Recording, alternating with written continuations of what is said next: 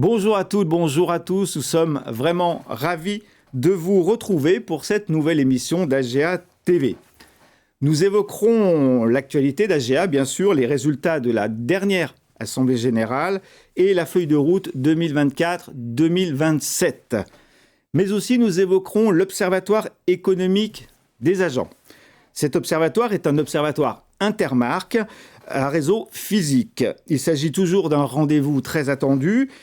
Il donne le pouls un petit peu de la profession, il donne des évolutions de vos agences et bien sûr l'autonomie de la fédération sur la connaissance de son environnement général économique. Vous allez découvrir des nouveaux chiffres, les nouveaux chiffres de cette année avec deux volets majeurs. D'un côté, la dimension économique de l'agence et de l'autre, la dimension sociale et RH. Nous avons le plaisir de recevoir aujourd'hui sur le plateau Pascal Chaplon. Bonjour Pascal. Bonjour Jean-Luc. Vous êtes président AGA et agent général AXA. Merci de votre présence. Christophe Caille, bonjour. Bonjour Jean-Luc. Vous êtes président adjoint d'AGA et agent général Allianz. Exact. Et enfin Benjamin Prou, bonjour. Bonjour. Vous êtes président adjoint AGA et agent général de Swiss Life. Merci messieurs. Avant d'évoquer cet observatoire économique, nous allons peut-être parler de l'Assemblée Générale, Pascal Chaplon, et surtout des éléments relatifs à la composition du bureau et peut-être à la feuille de route 2024-2027. Qu'est-ce que vous pouvez nous dire ? Alors effectivement, notre Assemblée Générale s'est déroulée la semaine dernière. Le comité directeur a été élu lors de cette Assemblée. J'aurai donc le plaisir de présider cette fédération pendant 3 années supplémentaires.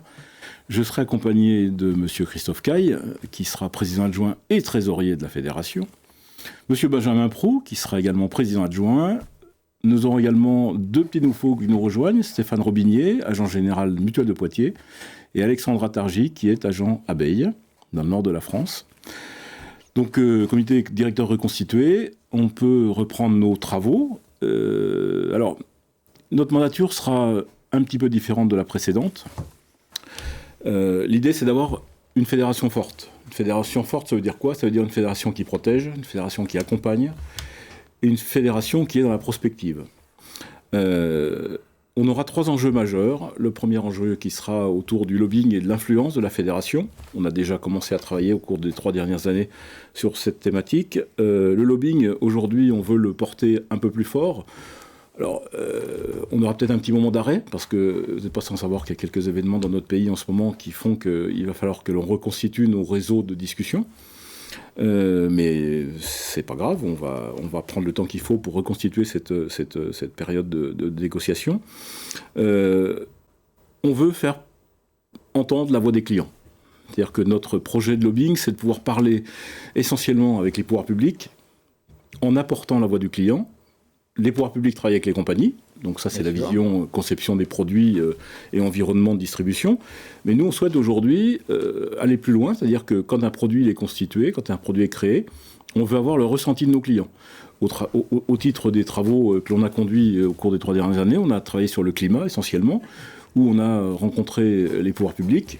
On a écrit notre livre blanc, et ce livre blanc a permis de documenter les travaux de Thierry Langrenay, entre autres, pour pouvoir intégrer des analyses que l'on avait faites à partir des éléments de retour de notre clientèle, des éléments terrain. On souhaite également continuer à travailler sur les sujets qui sont des sujets plutôt sociétaux. On avait un projet qui est, pour l'instant, on verra quelle sera la suite. On avait un projet de travailler sur la thématique de la dépendance.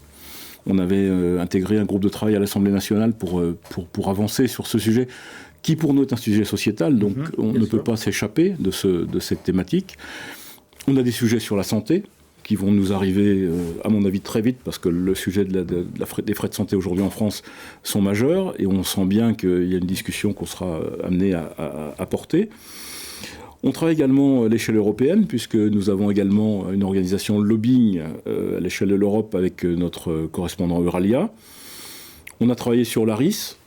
Aujourd'hui, il y a d'autres sujets qui vont poindre leur nez au sujet des affaires européennes. Entre autres, on a un sujet de collecte des données, on a un sujet de réglementation des données à travers le règlement FIDA. On sent bien qu'il y a encore des choses qui vont venir. La Commission européenne va également changer de profil et peut-être d'orientation sur un certain nombre de thématiques. Il faut qu'on soit présent.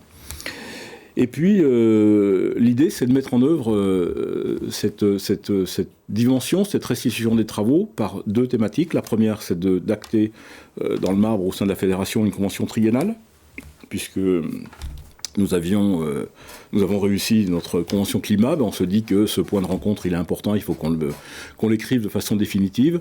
Donc, on aura un rendez-vous tous les 3 ans au sein de la Fédération autour de cette thématique. Et puis, on souhaite multiplier le nombre de colloques. On fait des colloques fiscaux pour l'instant, on a fait un colloque européen.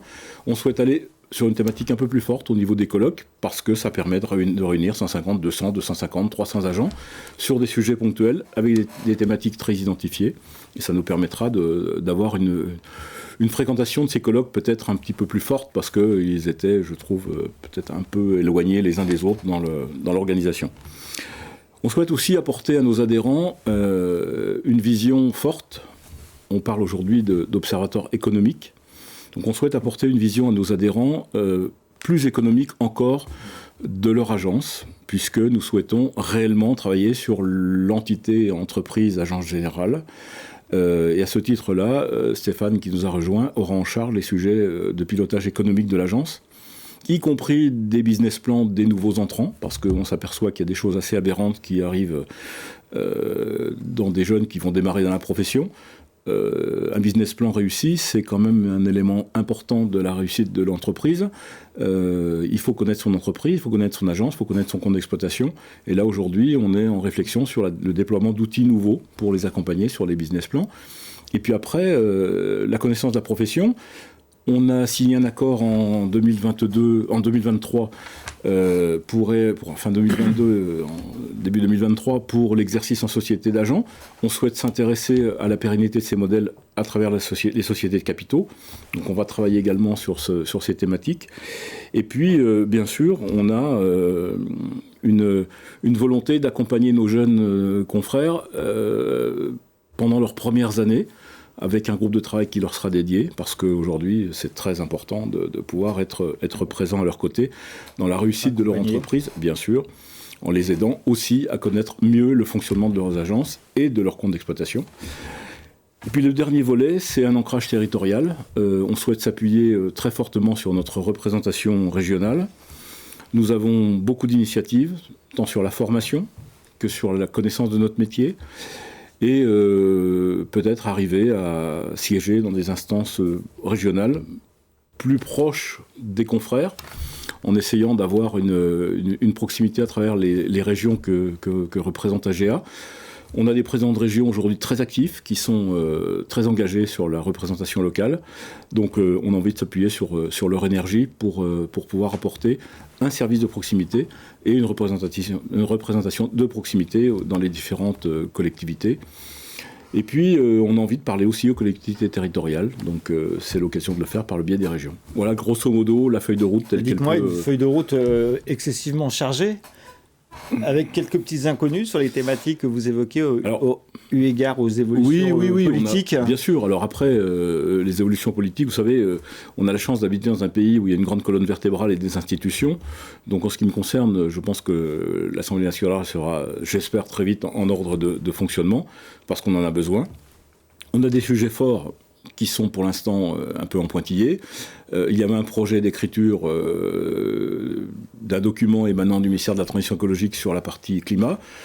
Ce document, il faudra qu'il voie le jour, parce que de toute façon, l'assurabilité des risques, quelle que soit la couleur de l'Assemblée, la question ça sera toujours présent.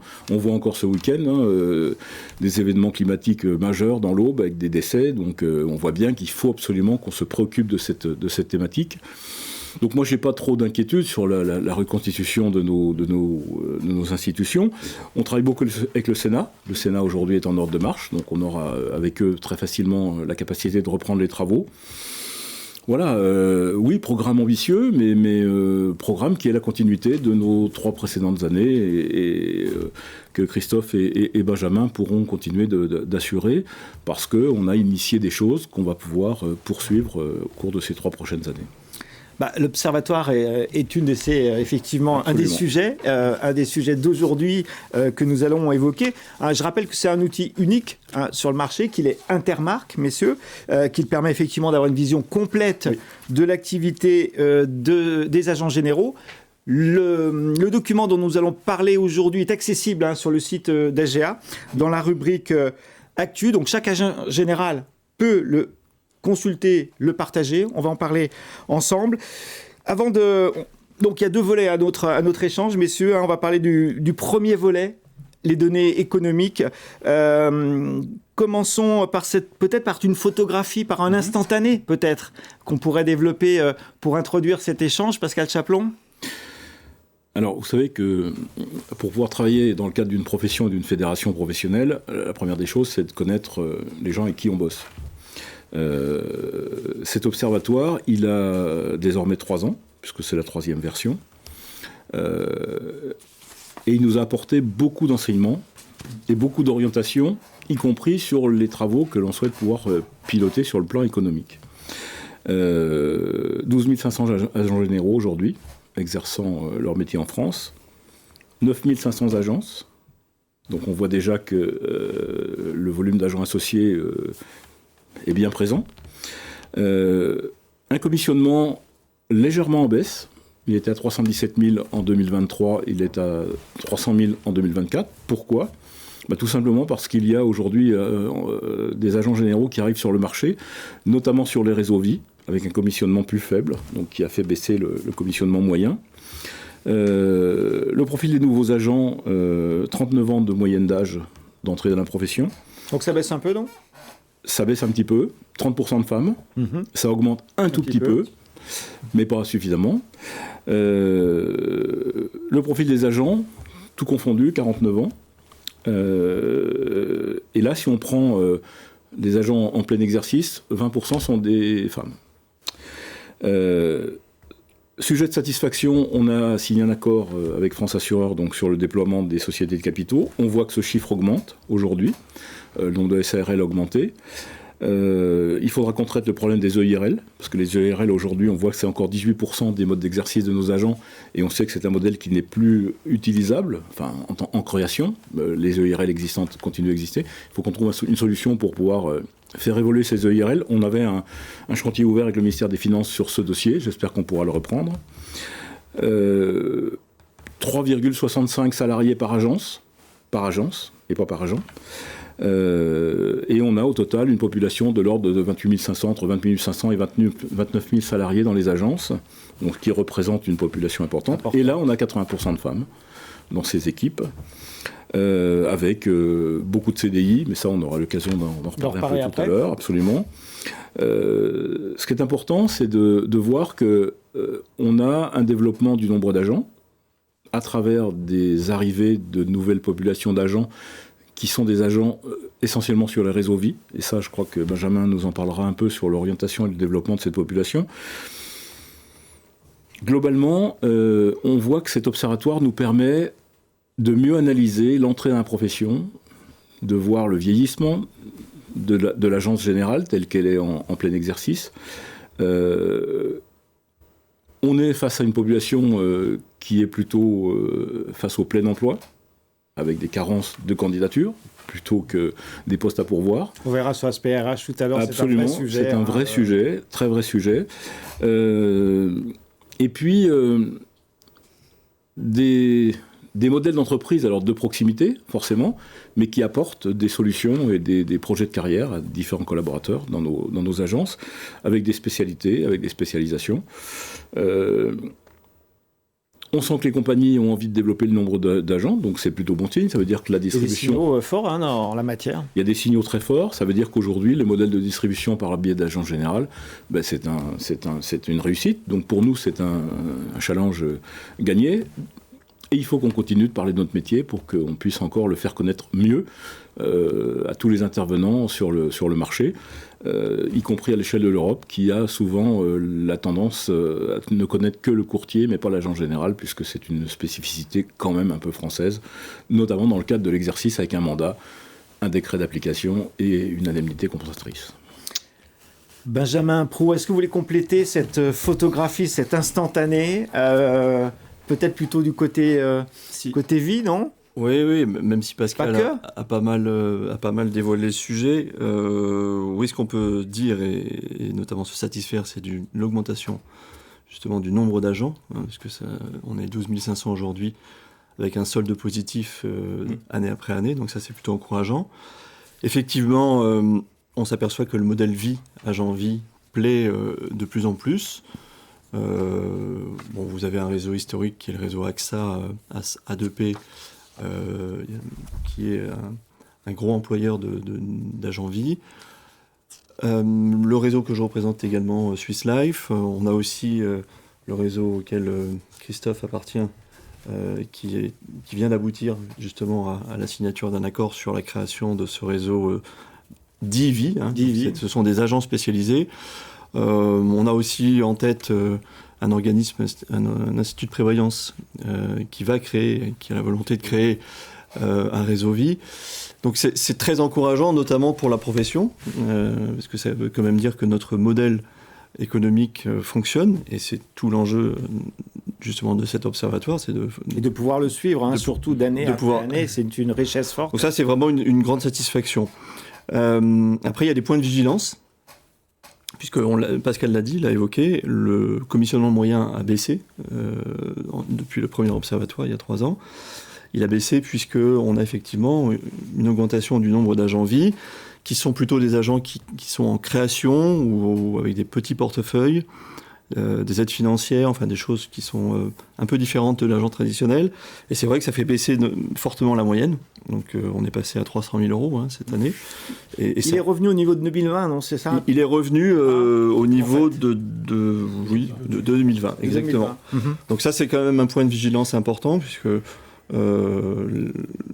Christophe l'évoquera aussi, il y a un point d'équilibre, notamment sur la rentabilité de l'agence, à surveiller. Il y a un gros point qu'on avait déjà évoqué l'année dernière sur la pérennité des agences, et notamment celle des agents vie, qui est quand même assez alarmant, et là pour lequel on tire un petit peu la sonnette d'alarme, puisque si on regarde en règle générale un agent traditionnel, au-delà des 5 ans, reste à 73%, quand un agent vie reste à 50%. D'accord, ok. Donc on a, si je peux me permettre, une casse importante les 5 premières années, et au-delà de 10 ans, on est à plus de 2/3 de casse. Donc c'est quand même quelque chose qui, pour nous, n'est pas satisfaisant pour la profession. Donc un point de vigilance particulier sur cet aspect-là. Alors, est-ce que ce sont les compagnies qui recrutent ? De quelle manière elles recrutent ? Est-ce qu'on en a trop, pas assez ? Bon, en tous les cas, il y a quelque chose qu'il faut regarder de très près. Il faut regarder de très près, puisque derrière, il y a quand même des familles, un projet professionnel. Pascal en a parlé. Donc c'est pour ça qu'on veut aussi mettre à disposition de ces agents peut-être un projet professionnel un peu plus musclé pour l'entrée dans la profession. Un chiffre qui est important, à 3 ans, le taux de pérennité, il est de 23%. C'est-à-dire qu'on a 77% de casse à 3 ans. Sur les nouvelles créations ? D'accord. Donc, quelque part, notre rôle, c'est d'essayer de mieux accompagner ces confrères qui entrent dans la profession. Mais ça ne fera pas tout. C'est-à-dire qu'aujourd'hui, les conditions de recrutement, il faut peut-être qu'on en parle avec les compagnies d'assurance. Parce que derrière, malheureusement, la fédération, nous récupérons des dossiers qui sont des dossiers socialement très compliqués. Parce que vous avez abandonné un job, parce que vous avez peut-être mis vos économies dans la création de votre entreprise. Et si au bout de 3 ans, dans 7 cas sur 10, vous partez, vous imaginez bien que la solution finale, elle n'est pas bonne. Et que notre rôle aujourd'hui, nous, c'est d'accompagner la sortie d'un agent, dans un cas comme celui-ci. C'est rarement dans de bonnes conditions. Christophe, vous voulez compléter peut-être sur l'aspect IARD, donc, non, oui. Si on prend effectivement, Jean-Luc, que l'aspect IARD ou agent orienté plutôt sur l'IARD, le niveau moyen de commissionnement augmente. Alors c'est lié, on le sait tous autour de la table, aux majorations appliquées et plutôt fortes. Vous en avez entendu parler comme tout le monde cette année, en raison du climat, en raison d'autres facteurs qui font que les compagnies ont décidé malheureusement d'appuyer un peu trop fort à notre gré sur le bouton des majorations, donc ça booste le niveau des commissions moyennes des agents plutôt spécialisés sur l'IARD. J'en profite également pour le dire, mais on en reparlera tout à l'heure, que ce n'est pas parce que le niveau de commission augmente que le revenu des agents augmente. Bien au contraire. Bien au contraire. Donc il y a une subtilité peut-être Qui est énorme. qui est énorme, c'est quoi? C'est les charges, les niveaux de charge Transfert de charge, on en reparlera, je pense, ça fait partie aussi du fonctionnement des agences, transfert de charge, le tout facturable, ce qu'on appelle, nous, on a résumé d'un vocable un peu trivial, le tout facturable, c'est ce que nous facturent les compagnies en termes de leads, d'informatique, de formation, enfin bref, tout ce qui peut être facturé aux agents.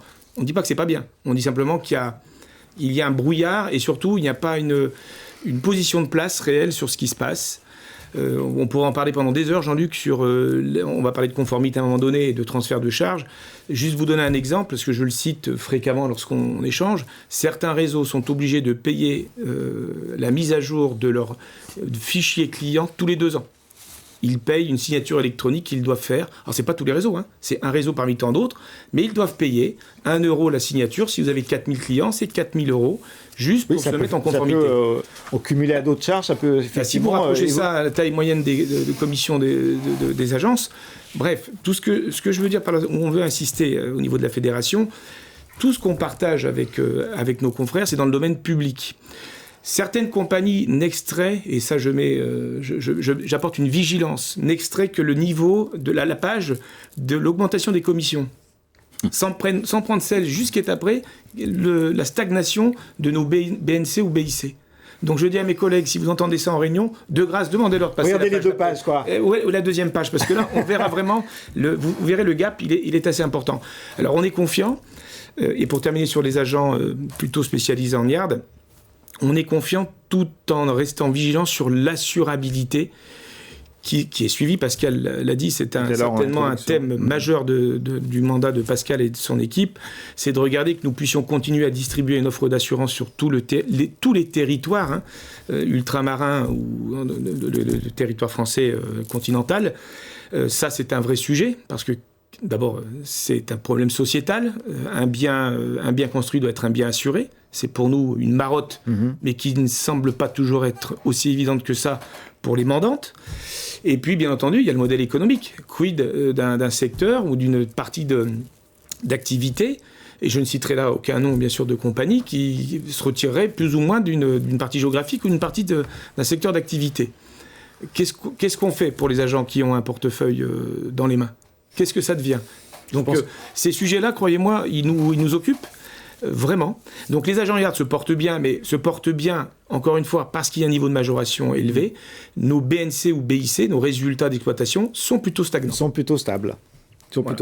Alors, si on veut, je rappelle à tous qu'effectivement, c'est consultable. Toutes ces données sont accessibles sur le site d'AGA. Si on devait faire une synthèse un peu rapide, Pascal, d'abord, des points vraiment saillants, des messages clés. Il y a beaucoup de données, vous avez donné beaucoup de chiffres. Qu'est-ce qu'on pourrait... des points de vigilance, qu'est-ce que vous avez envie d'évoquer en synthèse de cette partie économique ? Après, on verra la partie plutôt orientée RH et données sociales. C'est plutôt une profession qui se porte bien. Donc ça, c'est un message clé. Oui, c'est une profession qui se porte bien. Alors, il y a des entrées dans la profession avec des différents axes. Le dommage, l'agent généraliste, l'agent spécialisé. Ça, je trouve que c'est plutôt un point important.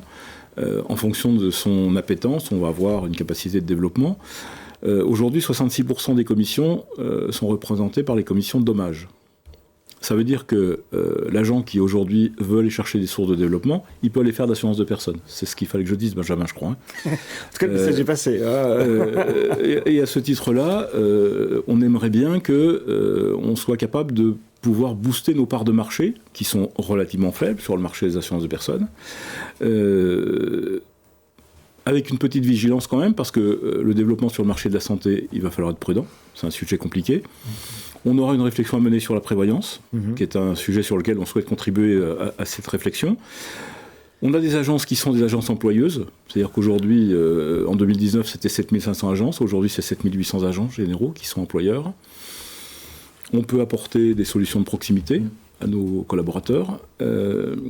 Et puis, on fait un métier aujourd'hui qui est un métier d'accompagnement, de conseil. L'agent général, il a un rôle dans la cité. Et ça, je pense que c'est plutôt gratifiant dans cette approche-là. Et puis, on va s'apercevoir au fur et à mesure du temps que l'agent général devient un maillot important dans le règlement des sinistres, que les compagnies avaient un peu oublié. Parce qu'aujourd'hui, on voit bien que tous les sinistres liés au climat, ce sont des sinistres dans lesquels il faut être en proximité pour accompagner nos clients. Qui peut le faire le mieux que l'agent général ? Personne aujourd'hui.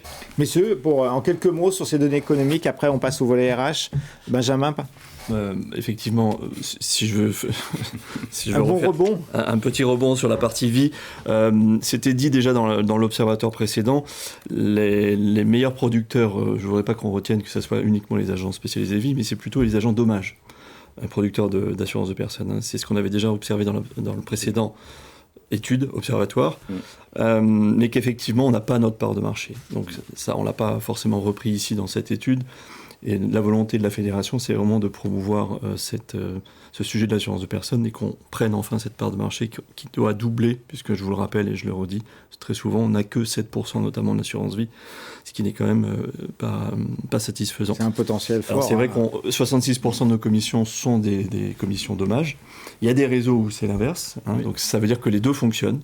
Et je pense qu'il faut piocher un petit peu dans ces deux modèles. Christophe, un dernier mot avant de passer à notre sujet. Oui, bien sûr. Deux petites choses. Oui, effectivement, l'assurabilité, donc la présence locale de l'agent général est déterminante et le sera encore plus demain. Nos compagnies ne pourront pas faire sans nous. Et qui est corrélé donc au deuxième chose que je souhaite dire sur l'avenir et la visibilité de notre métier, c'est que justement parce qu'elles ne peuvent pas faire autrement, parce que peut-être qu'elles pourraient faire d'autres modèles économiques, je ne vais pas parler à leur place, en tout état de cause, toutes les compagnies plébiscitent la distribution par réseau d'agents. C'est donc un signe fort que ce modèle de distribution proche des clients, pour accompagner, et pas que sur les choses dramatiques, parce qu'on n'a pas parlé aujourd'hui aussi de l'éducation financière que nous devrons apporter à nos clients par rapport à la maturité de l'information sur les placements.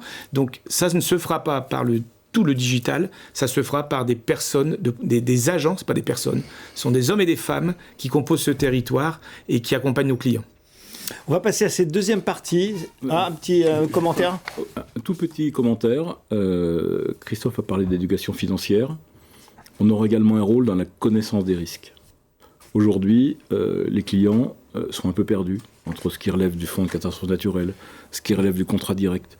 On a un rôle énorme sur la partie CatNat autour du dérèglement climatique et le rôle de l'agent sera primordial pour la bonne souscription du bon contrat au bon endroit.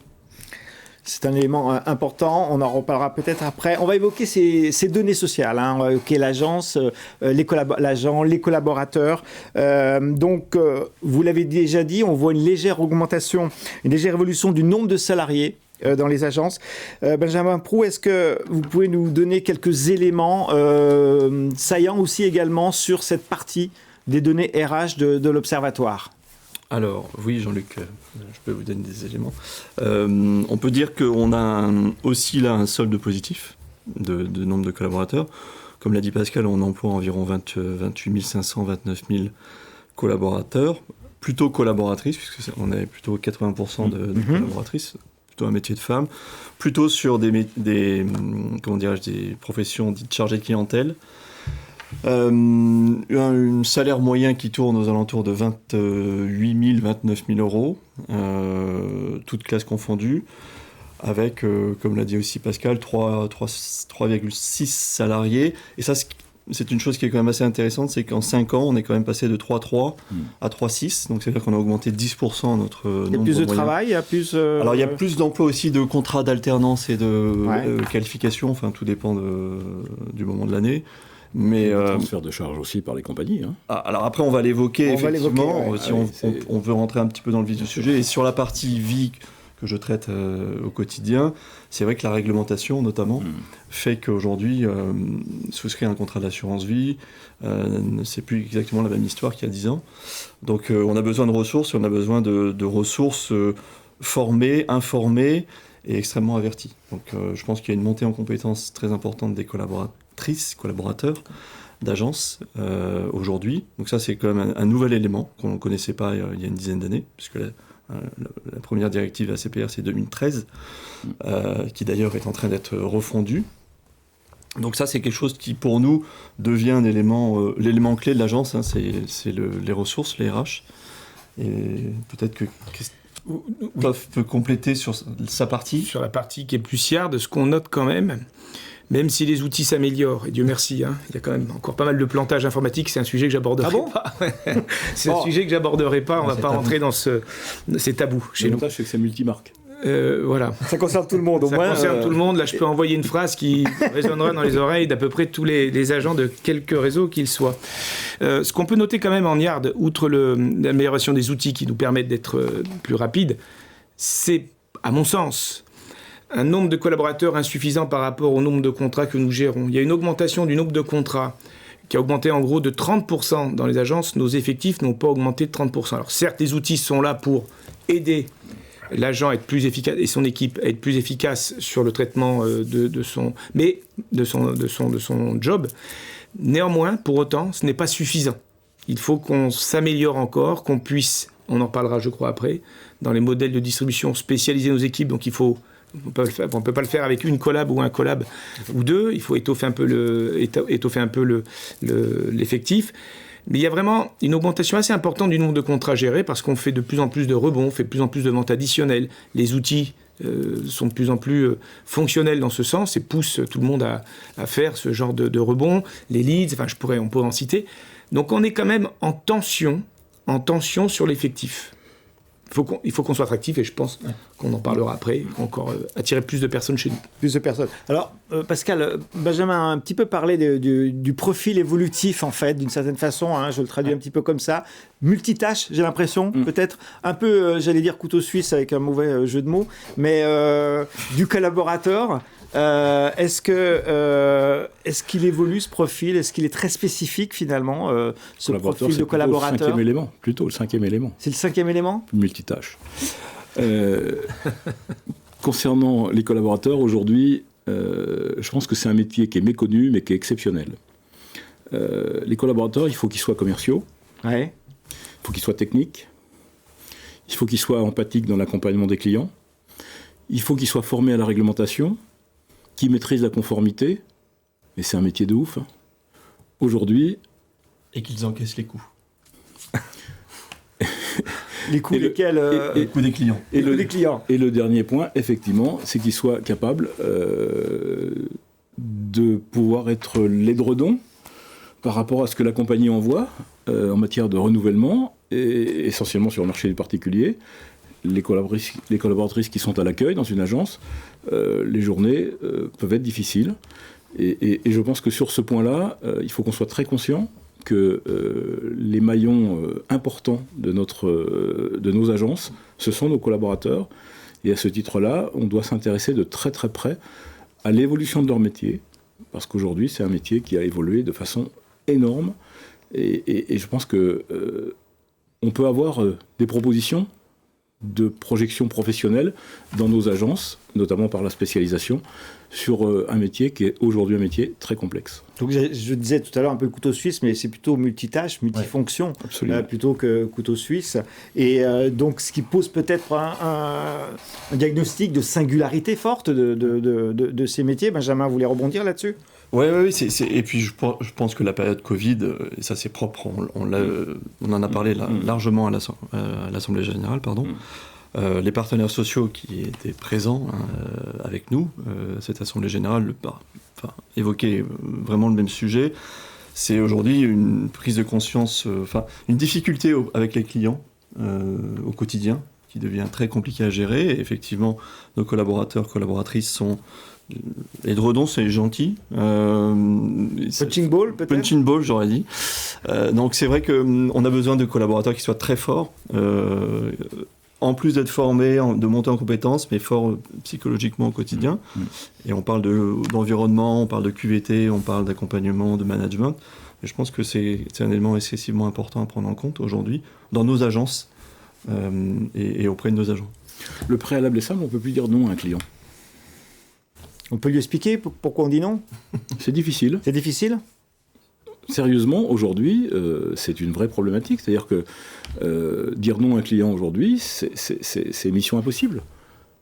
Parce que aujourd'hui, on doit être présent sur tous les marchés, tout le temps, et sans restriction. Et c'est très complexe. Alors on va parler, si vous êtes d'accord, recrutement. On va faire le lien effectivement avec ce profil de collaborateurs que vous avez installé. Donc il y a des chiffres sur l'observatoire, sur effectivement les perspectives de recrutement. Soyez attentifs. Alors il y a des solutions, mais j'ai l'impression en regardant les chiffres qu'il y a quand même des difficultés de recrutement, surtout sur le premier niveau, le volume de candidatures. Benjamin, vous voulez rebondir là-dessus ? Oui, alors, on se posait la question de savoir si c'était lié à notre métier. Il semblerait quand même que dans l'ensemble des professions prestataires de services, ça soit le cas. Donc, on va dire que c'est... Donc c'est un peu général, voilà. Donc c'est pas forcément singulier à votre activité. Michel Picon notamment, voilà, c'est pas forcément lié à notre métier. D'accord. Après ça, on a quand même, nous, agents généraux d'assurance, un phénomène d'attractivité qui est... de défaut d'attractivité. De défaut d'attractivité, mais on est toujours le verre à moitié plein, d'attractivité qui doit être travaillée. Et là, effectivement, Pascal le disait, on a besoin d'être présent en région, de discuter avec un certain nombre d'écoles. Christophe l'évoquera aussi peut-être. Ça, c'est quelque chose de fondamental pour nous, c'est-à-dire d'expliquer le métier, de le promouvoir. Et ça, c'est quelque chose que l'on fait au quotidien dans nos régions et nos départements. Parce qu'après, une fois que notre collaborateur est en poste, on a une fidélité excessivement importante. Aujourd'hui, on a des collaboratrices qui sont très fidèles parce que voilà, elles sont impliquées et concernées par nos agences. Maintenant, à nous de créer ce lien pour nous permettre de les conserver au quotidien.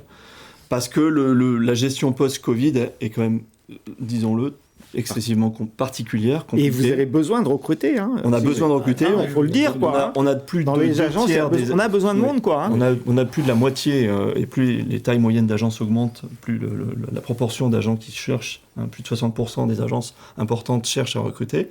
Donc ça veut dire qu'on est dans le plein emploi, mais on est confronté aujourd'hui à ce phénomène de manque de ressources. Donc il faut aller les chercher dans les écoles. Il faut se rendre visible, parce on ne va pas se cacher, on est en concurrence souvent avec les banques assureurs qui arrivent avec des gros moyens, parce qu'ils investissent tous les établissements, les chambres de commerce, etc., avec des avantages sociaux qui sont différents des nôtres. Bref, on n'est pas forcément ridicule en termes de propositions salariales.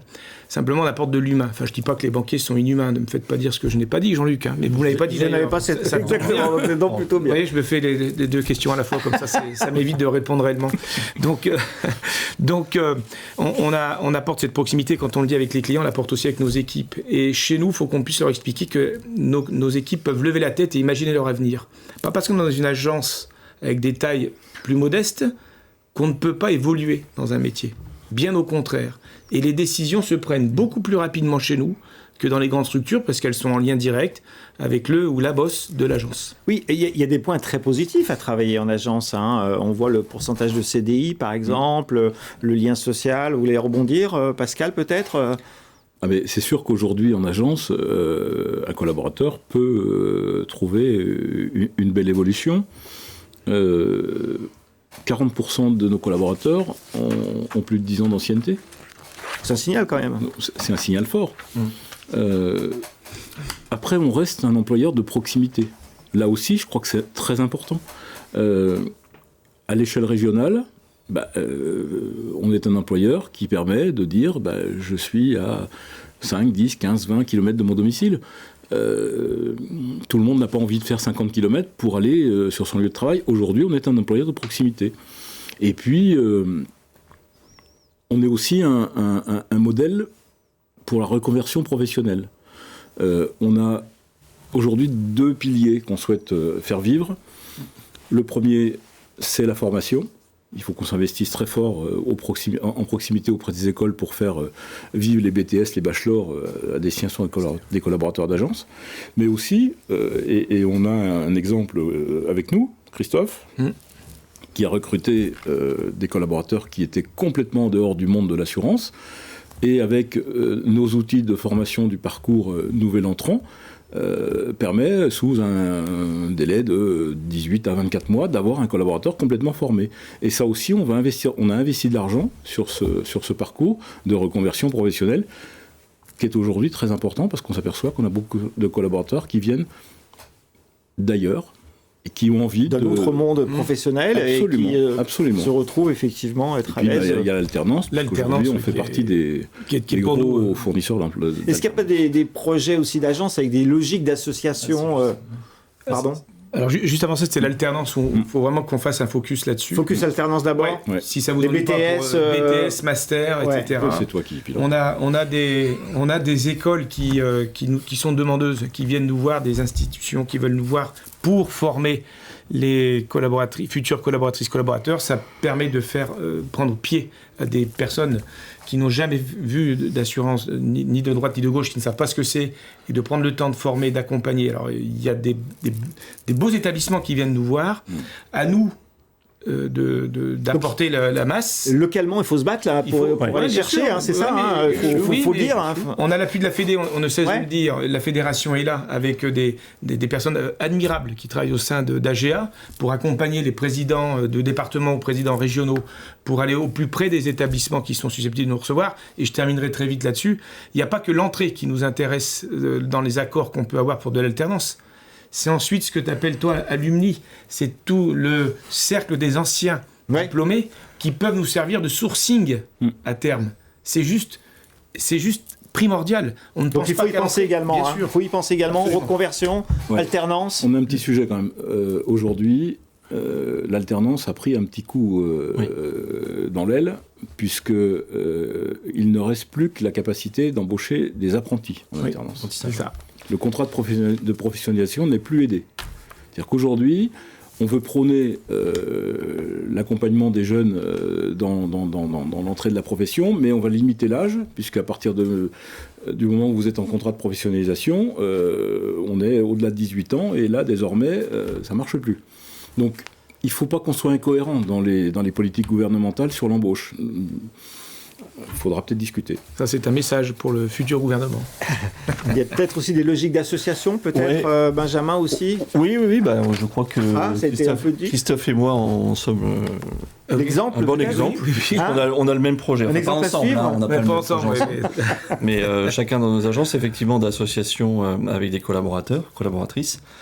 Je pense que l'accord SARL signé avec FA il y a 2 ans nous permet aussi de faire sauter un certain nombre de verrous qui étaient en place dans certaines compagnies, notamment celle que je représente encore une fois, puisque là on a une augmentation très importante aujourd'hui de la SARL et un certain nombre de montages juridiques d'ailleurs, diverses et variés. Donc ça c'est quand même un élément qui est selon moi clé, puisque effectivement aujourd'hui pour le parcours professionnel d'une collaboratrice, c'est excessivement important de lui expliquer, de lui montrer qu'il y a une suite à être collaboratrice. Qu'on peut même les intégrer. Enfin, il y a plusieurs, grâce à cet accord, qui contribuent aussi à donner de la visibilité, de la lisibilité pour nos équipes. Des parts B, vous savez, c'est prendre une partie de parts qui ne contrôlent pas la décision, mais qui permettent de mettre le premier pied à l'étrier, et peut-être un peu plus tard de s'associer, ou de s'associer directement en fonction de... En tout cas, on a tous les leviers possibles pour pouvoir le faire. Et la transmission, c'est notre responsabilité. Quand on est aguerri dans le métier et qu'on doit préparer, on ne doit pas partir 6 mois avant, 3 mois avant. Enfin, c'est difficile pour nous d'entendre ça. Ça se programme, ça s'anticipe, ça s'accompagne. Et en même temps, vous donnez, quand je disais tout à l'heure lever la tête, imaginer son avenir, quand vous commencez à le faire un peu plus tôt, eh bien, tous les champs des possibles deviennent réalisables pour les équipes. Il faut des agences plus fortes, plus spécialisées peut-être.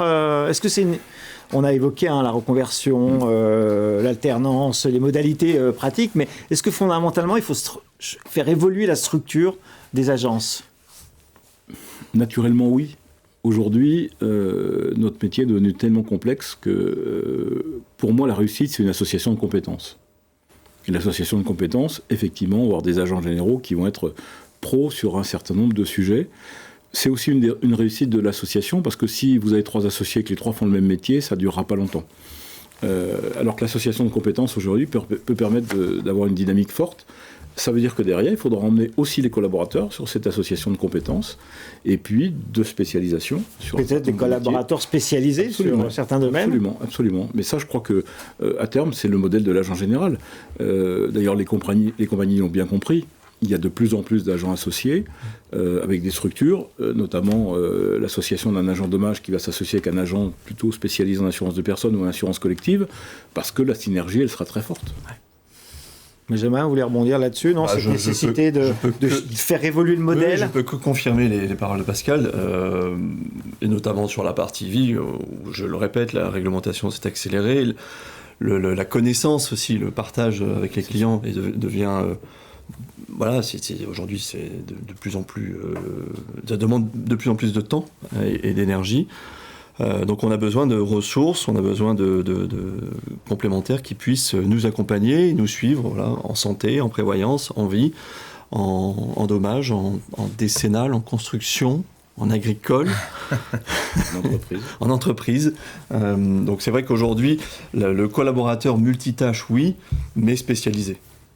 D'accord. Et sur la partie techno, on l'a un petit peu évoqué avec vous, Christophe, enfin vous l'avez un tout petit peu évoqué, l'évolution de la relation client, les difficultés ressenties ou réelles sur le terrain, est-ce que ça nécessite effectivement, est-ce que ça transforme radicalement l'agence aujourd'hui C'est sûr. Aujourd'hui, les compagnies ont plutôt tendance à essayer de livrer des modèles qui vont encadrer les procédés commerciaux.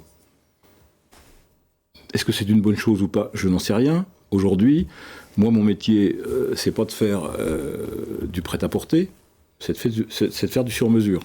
Donc si je suis enfermé dans un carcan commercial qui ne me permet pas d'en déroger, j'y arriverai pas. Et le collaborateur, il est capable de répondre aux besoins d'un client à travers, je vous rappelle, le devoir de conseil. Et ce point-là, il faut insister. Notre métier, c'est de vendre du conseil. Alors bien sûr, il faut faire des affaires, il faut faire du développement, il faut faire de la croissance, pas de problème. De vouloir structurer la vie de l'agence dans un outil qui enferme le collaborateur dans un schéma informatique, ça me pose problème. Et d'ailleurs, si on veut être sûr que ce modèle fonctionne, il faut que l'outil informatique fonctionne tout le temps. Oui, ce que Christophe disait. Et quand vous avez des pannes à répétition, je pense que ça a un petit peu d'impact sur le moral du collaborateur. Parce que quand vous avez le client en face de vous et que vous ne pouvez pas développer une avec ces exigences mais bien sûr, que vous évoquiez tout à l'heure. C'est le tout de suite. Si ça ne marche pas, il n'y a rien. Et on ne peut rien faire. La relation avec l'expert est également, dans le cadre d'un sinistre, aussi informatisée et on est dépendant des outils. Donc il faut aussi avoir en tête que la technologie, c'est vachement bien. Sauf que ça influe le déroulement d'une journée. Vous semblez un peu inquiet là-dessus, sur cette adaptabilité des outils, augmentation de la performance. Je pense que ces outils, il faut qu'ils soient très performants. Et aujourd'hui, je ne suis pas sûr qu'on nous lève des outils très performants. Alors après, cette informatique, aujourd'hui j'ai le droit d'avoir des exigences, je la paie tous les mois. Donc j'attends un service. Et à partir du moment où le service n'est pas là, il faut se poser des questions sur ce qui m'a été livré. Surtout que les clients, ils regardent les réseaux sociaux. Dès qu'il y a un sinistre quelque part, ça part très très vite. Christophe, je sens que vous avez envie de rebondir sur ce que disait Pascal. Appuyer ce que dit Pascal en indiquant que quand on a un mandat, on a des devoirs et des obligations, mais elles sont réciproques. Aujourd'hui, nous ne sommes pas convaincus que les mandantes mettent tous les moyens pour apporter la fluidité dans les réseaux et dans les outils. Dans les outils, plus que dans les réseaux, pardon. Dans les réseaux informatiques. Dans les outils technologiques, quels qu'ils soient. J'en suis pas convaincu. De ce que j'entends au sein de la commission de distribution, 15 réseaux d'agents qui distribuent des produits d'assurance, je n'en entends pas un me dire que tout fonctionne. Alors, il y en avait un qui fonctionnait plutôt pas mal, je ne citerai pas le nom de cette compagnie, mais hormis un qui disait qu'il est à peu près à l'aise avec les outils, la fluidité, ça ne fonctionnait pas. Et pour répondre aussi là-dessus, c'est que les exigences que les compagnies mettent sur le traitement commercial, je vais prendre les leads par exemple, ils ne cessent de marteler qu'il faut appeler le client dans les 5 à 10 minutes. Oui, si tout fonctionne. Quand ça ne fonctionne pas, vous n'avez pas appelé grand monde. Donc, ça paraît d'une évidence. Ça paraît juste d'une évidence, c'est juste un b.a.-ba du traitement des leads. Donc oui, on ne peut que corroborer. Et on sait qu'elles veulent le faire, mais il va falloir qu'elles investissent, en clair. Je ne dis pas qu'elles ne veulent pas le faire. Je pose la question, est-ce qu'elles mettent tous les moyens pour le faire? Et je pense pouvoir dire qu'elles ne sont pas trop en tension financière, nos compagnies. Elles peuvent investir sur leur réseau puisqu'elles ont confiance en nous. Elles le disent. Donc maintenant, il faut le démontrer. On va bientôt clôturer, messieurs. Hein. Pardon, Benjamin, vous vouliez rebondir là-dessus? Oui, Jean-Luc, juste, Ouais. sachant, puisque c'est des sujets qui nous tiennent à cœur avec Christophe, sachant qu'aujourd'hui, l'agent général, c'est 19 ans de carrière en moyenne, et c'est un certain nombre de données collectées. Et justement, la partie outils, pour nous, devient l'élément clé de l'agence. Les collaboratrices, collaborateurs, ils travaillent au quotidien. On accumule un certain nombre de données, diverses et variées, au cours de la vie du contrat, de la vie des clients. Je crois que c'est un élément excessivement important que la fédération va apporter ces 3 prochaines années aussi, sur justement la qualité de la donnée, la collecte, la sauvegarde, la restitution, à qui alors la donnée appartient au client, hein, elle appartient ni à la compagnie ni à l'agent, mais comment est-ce qu'on peut valoriser cette donnée? Ça, c'est quand même quelque chose d'excessivement important, puisque aujourd'hui, ça fait partie de notre quotidien. Oui. Il y a 20 ans, on travaillait avec le petit calepin, mais aujourd'hui, effectivement, l'outil devient central. Donc ça va être un enjeu majeur. Donc les compagnies, comme le disaient Pascal et Christophe, n'investissent pas forcément comme il se doit sur les outils à vocation des réseaux. L'agence doit être mobile aujourd'hui. Et Tout ne se fait pas dans dans les murs de l'agence. Il faut pouvoir sortir de l'agence avec ses outils. Et aujourd'hui, bof. Et on a peu parlé du transfert de charges, et on est pris par le temps. Sur la collecte des données et ce qui nous est demandé, entre ce qui est légal, ce que dit la loi, le code monétaire et financier, et ce que nous demande de faire dans les agences, il y a un gap, c'est un gouffre. Et je m'arrêterai là. On pourrait peut-être en parler lors d'un prochain AGA-TV. Je rappelle que toutes les données qui ont été évoquées aujourd'hui sont accessibles sur le site d'AGA dans la rubrique Actualité. Messieurs, on arrive quasiment au terme de notre échange. Est-ce que vous avez envie de faire passer vous avez déjà fait passer de nombreux messages, mais est-ce que vous avez envie pour terminer, d'appuyer sur quelques points bien spécifiques? Benjamin. 2-3 points très... Même si on répète des éléments que vous avez évoqués, mais des points clés. Moi, ce qui me vient tout de suite en tête, c'est que vraiment... c'est un vieux...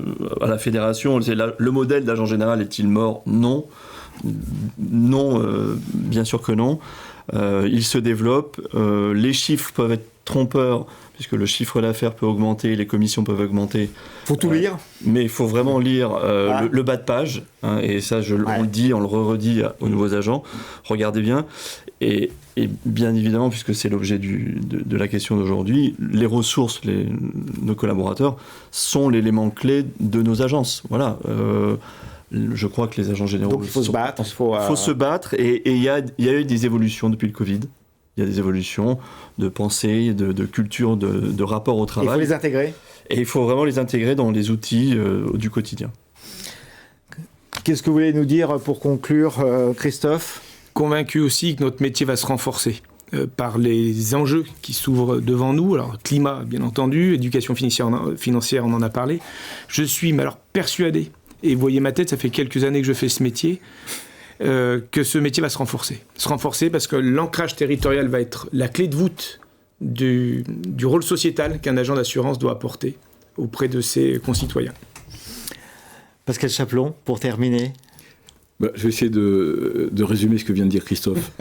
On est dans un monde où l'assurance va avoir de plus en plus d'importance. Donc aujourd'hui, les solutions d'assurance, elles sont indispensables aujourd'hui pour nos concitoyens. Et le rôle de l'agent général, il est tout écrit. Et on doit être présent sur les territoires parce qu'on représentera la proximité. Les compagnies d'assurance n'ont pas la matérialité d'être présentes au quotidien auprès de nos clients. L'agent général, aujourd'hui, c'est le représentant local de la compagnie d'assurance. Et comme on est dans un monde où l'assurance va devenir de plus en plus importante, que ce soit l'assurance de personnes ou l'assurance dommages, moi, j'ai pas du tout d'inquiétude sur la vie de mon métier d'agent général qui sera renforcé au fur et à mesure du temps par des besoins nouveaux, par des besoins différents. Qui pensait qu'il y a 10 ans en arrière, on vendrait de la garantie pour les cyberattaques? Personne. Aujourd'hui, ça fait partie de l'adaptabilité. Du quotidien des agents généraux. Donc moi, je n'ai pas d'inquiétude. Il faut être très vigilant, effectivement, sur les collaborateurs avec lesquels on travaille, parce que, encore une fois, ce sont des maillons essentiels de notre structure d'agence. Et à partir de là, je pense que tout va bien se passer. Et la fédération sera bien sûr aux côtés des agents généraux pour les accompagner dans le recrutement, mais également dans le développement de leur entreprise. Eh bien, messieurs, merci. Je vous souhaite un très bon mandat 2024-2027 avec énormément d'enjeux, nous l'avons vu, que vous avez évoqués. Je rappelle que vous pouvez avoir accès au baromètre sur le site AGA avec toutes les datas. Et puis, Pascal Chaplon, merci de votre présence. Merci Jean-Luc. Benjamin Proux, merci. Christophe Caille, merci encore de votre présence. À très bientôt sur AGA TV.